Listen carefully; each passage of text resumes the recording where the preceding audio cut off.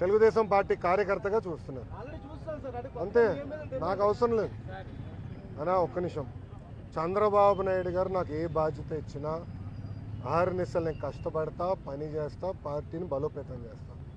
అంతేగాని పార్టీకి చెడ్డ పేరు మటుకు నేను తీసుకురాను. మీరు చూశారు, పాదయాత్రకి వెళ్ళా, నా వల్ల పార్టీకి ఏనాడు ఒక ఇబ్బంది కలగలేదు. నేను ఒక క్రమశిక్షణతో పార్టీ నాకు ఇచ్చిన ప్రతి బాధ్యత నేను నెరవేరుస్తాను, కట్టుబడి ఉన్నాను. కొత్త కమిటీల్లో నేను కూడా ఒక చర్చ చేస్తున్నా, రేపు పాలిట్ బ్యూరోలో డిస్కస్ చేస్తున్నా. ఒక వ్యక్తి ఒక పదవిలో 3 టర్ముల కన్నా ఎక్కువ ఉండకూడదు నేను వ్యక్తిగతంగా నమ్ముతాను. అది నా వ్యక్తిగత అభిప్రాయం, పార్టీ అభిప్రాయం కాదు, నాయకుల అభిప్రాయం కాదు, నా అభిప్రాయం, లోకేష్గా నా అభిప్రాయం. నేను కూడా ఈసారి నేషనల్ జనరల్ సెక్రటరీగా ఉండకూడదని నేను భావిస్తాను. ఎందుకంటే 3 టర్ములు నేను అక్కడనే ఉంటున్నాను, వేరే వాళ్ళు కూడా అవకాశం రావాలి. గ్రామ పార్టీ నుంచి పార్టీలో మూవ్మెంట్ పాలిట్ బ్యూరో వరకు రావాలనేది నా లక్ష్యం, నా ఆలోచన. రైట్ ఆర్ రాంగ్ అది పెద్దలు నిర్ణయిస్తారు, నా ఆలోచన అది. అందుకే ఈసారి నేను కానీ రాము కానీ, మళ్ళీ రాము అంటే ఏడుస్తారు వైకాపాలో. ఎందుకు ఏడుస్తారు నాకు తెలీదు. రాము ఏమో నన్ను అన్నంటాడు, నేనేమో రాము అంటాను, ఇద్దరే. సో రాము కూడా మొన్న రాము నేను కూడా మాడుకున్నాం, దావోస్లో కూడా లంచ్ చేస్తుంటే మేము మాడుకున్నాం.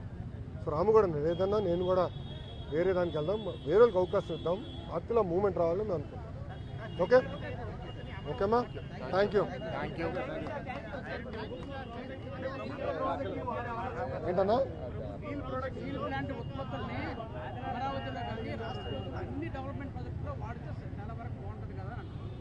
అన్న కరెక్ట్ అన్నా, కానీ దానికి ఏమవుతుందంటే అది లీగలీ బైండింగ్ అవ్వచ్చు, అది ప్రాబ్లం. అంటే రేపు ఇప్పుడు ఓపెన్ మార్కెట్ ఉన్నప్పుడు ఏమవుతుందంటే రేపు ఎవరన్నా కోర్టుకు వెళ్ళి ఒకటి కేసు ఇస్తాడు, ఇంకో వాళ్ళు ₹1 తక్కువ ఇస్తున్నారంటే ఫినిష్డ్, అడిగే వాళ్ళు గొడవలు అవుతాయి. ఆ ప్రాబ్లమ్స్ ఉన్నాయి, అది కూడా డిస్కస్ చేసాము.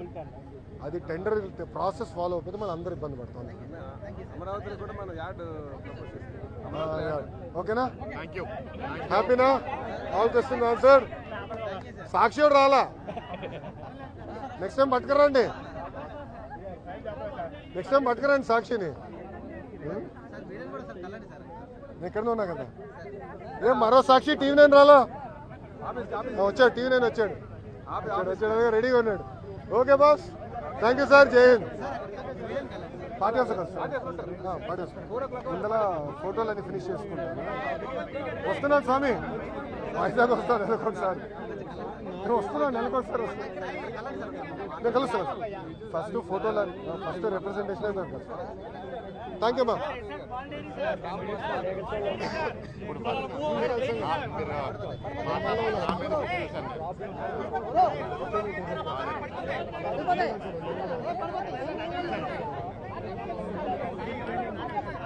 మీడియా మిత్రులందరికీ నా నమస్కారం. 2019లో అది రోజు మాట్లాడుతున్నాం, రోజు చెప్తున్నాం. ఇది మనం మాట్లాడుకోవాల్సిన విషయం కాదు, ఇప్పుడు సందర్భం కూడా కాదు. సందర్భం వచ్చినప్పుడు మాట్లాడతాం. ప్రస్తుతానికి ఇది ఎన్డీఏ కూటమి.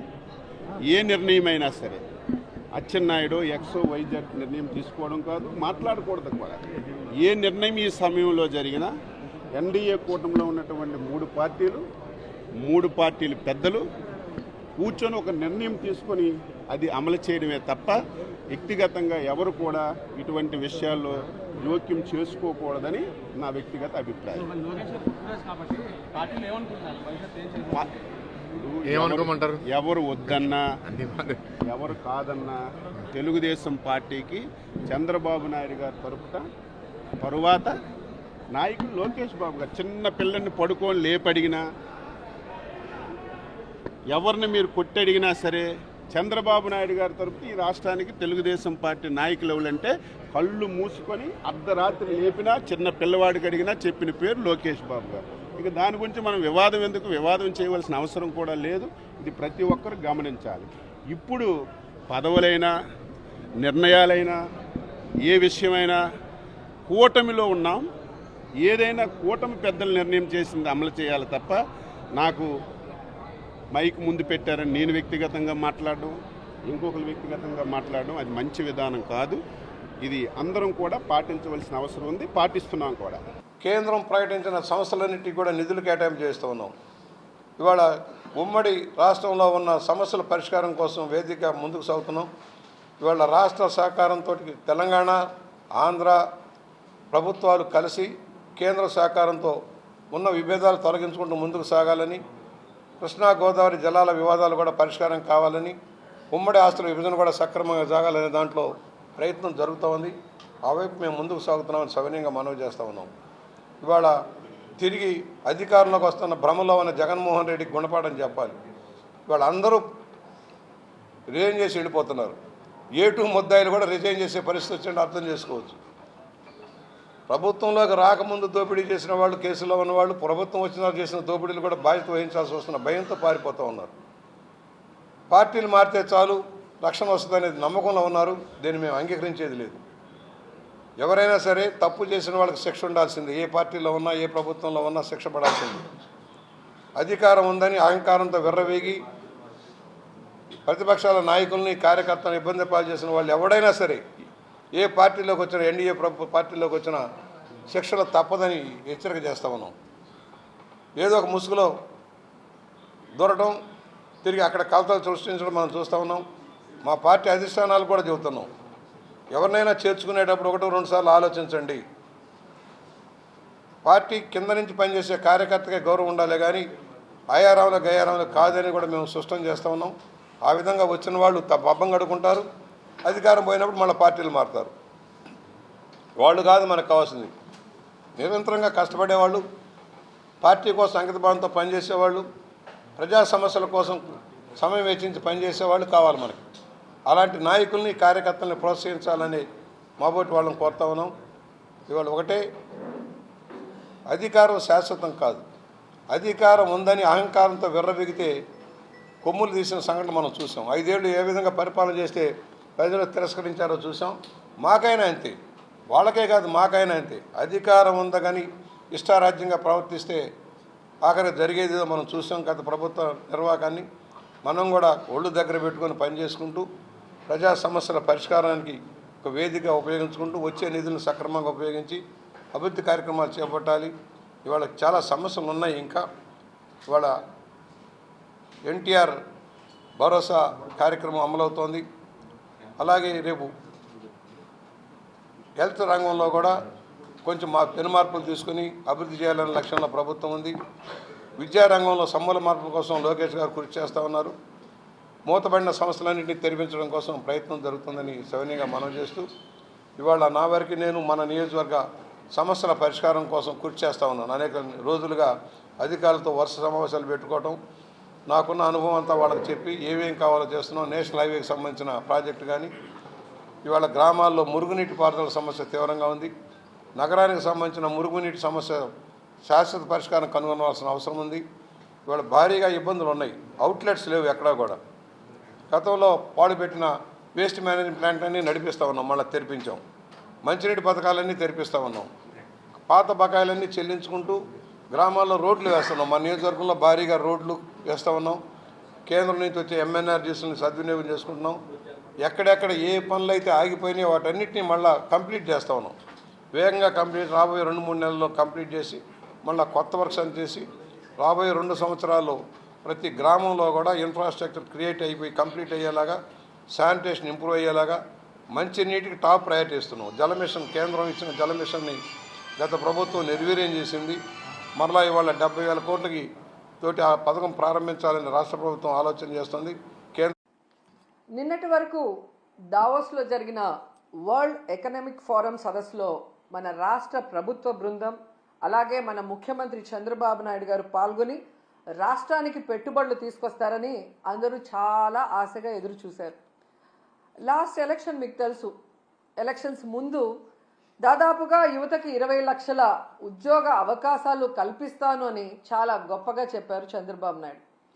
సో అందులో భాగంగానే మొదటి దఫాగా మొదటి సంవత్సరం దావోస్కి వెళ్ళారు కదా. సో రాష్ట్ర ప్రజలందరూ గర్వపడేలాగా, కూటమి నాయకులు కార్యకర్తలు గర్వపడేలాగా ఈ చంద్రబాబు నాయుడు తన అనుభవాన్ని అంతా కూడా రంగరించి కనీసం 4 లక్షల ఉద్యోగ అవకాశాలైనా కల్పించడానికి సంపద సృష్టిస్తారని సన్మానాలు, సత్కారాలు అన్నిటికీ రెడీ అయిపోయి స్వాగతాలు పలకటానికి అన్ని ఏర్పాట్లు కూడా చేసుకున్నారు. కానీ చంద్రబాబు నాయుడు, లోకేష్ దావోస్కి వెళ్ళి ఎన్ని కోట్లు తీసుకొచ్చారు, ఎన్ని లక్షల కోట్లు తీసుకొచ్చారు, ఎంతమందికి ఉద్యోగ అవకాశాలు కల్పించే అవకాశం ఉంది అంటే గుండు సున్నా. పక్క రాష్ట్రాల వాళ్ళు, ముఖ్యంగా తెలంగాణ దాదాపుగా 1,32,000 కోట్ల పెట్టుబడుల్ని తీసుకురావడం జరిగింది. అలాగే మహారాష్ట్ర ప్రభుత్వం 15.7 లక్షల కోట్ల ఎంఓయూల్ని చేసుకోవడం జరిగింది. మరి మన రాష్ట్రంలో ఉన్న ముఖ్యమంత్రి నాకు అనుభవం ఉంది, విజన్ ఉంది, విస్తరాకుల కట్టు ఉంది అని చెప్తాడే, మరి ఎందుకు ఇంత ఘోరంగా ఈ రాష్ట్ర ప్రజలు అవమానపడే విధంగా మరి ఉత్త చేతులతో తిరిగి వస్తున్నారో నాకైతే అర్థం కావట్లేదు. దీనికైతే ఓ కారణం ఉంది.